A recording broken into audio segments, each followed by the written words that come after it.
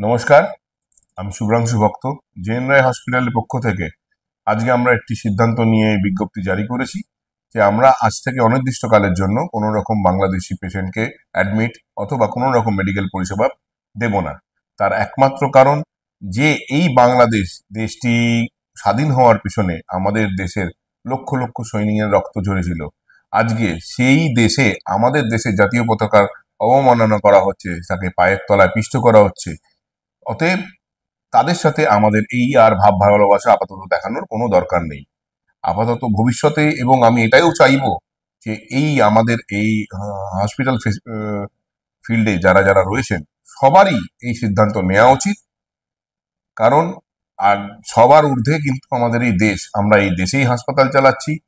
নিশ্চয়ই এই পরিষেবাটা মানব জাতির জন্য, কিন্তু যেটা বাংলাদেশে হচ্ছে সেটাও মানবিক নয়, অনেকটাই অমানবিক। তো সেই তারা যখন যেখানে এই অনৈতিক পরিস্থিতি, সেখানে দাঁড়িয়ে তাদেরকে আমাদের এই পরিষেবা দেওয়ার কোনো দরকার নেই, এটা আমাদের মনে হয়েছে। তাই সবাইকেই অনুরোধ যে যারা এই হাসপাতাল পরিষেবায় রয়েছেন তারাও আমাদের এই সিদ্ধান্তকে সমর্থন করুন এবং বাংলাদেশি পেশেন্টকে আর ভর্তি করবেন না। নমস্কার।